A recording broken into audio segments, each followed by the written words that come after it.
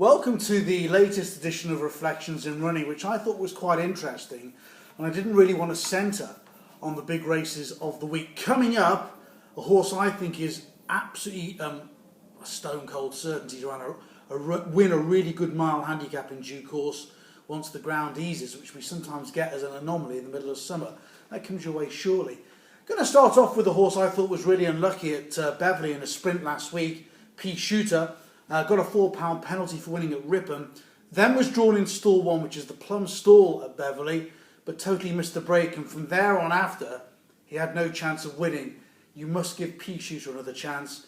He's from a stable that are in rejuvenated form, and he can certainly win off his current mark.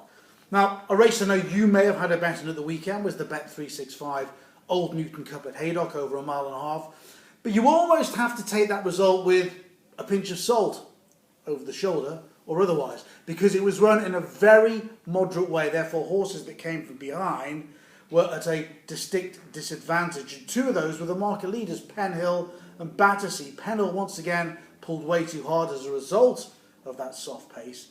And Battersea saw a lot of daylight down the outside track, and he's going to come on for the run. Now, many of you would have heard how Battersea had been working at home.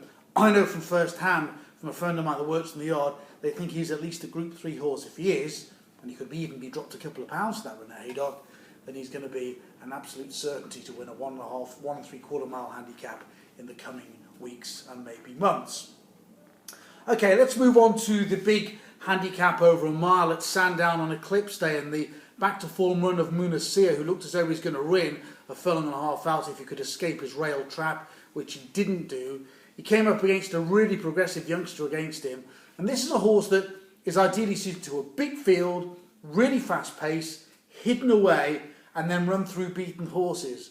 You remember how well he ran in the Silver Cambridgeshire last year, and it wouldn't surprise me if the Cambridgeshire this year will be his ultimate aim. That's Munasir.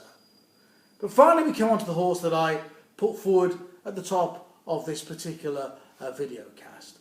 A horse that was very strongly fancied for the Lincoln at the beginning of the season, didn't run his race, and since then hasn't had his ground.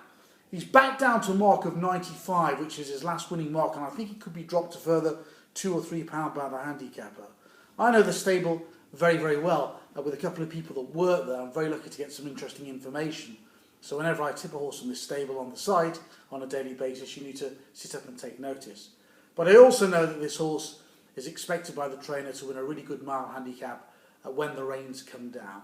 You dare not miss him. It really is an early Christmas present. The name of the horse is Gabriel's Cacker. You know all about the horse. Just put him in your notebook. That's the very latest Reflections in Running.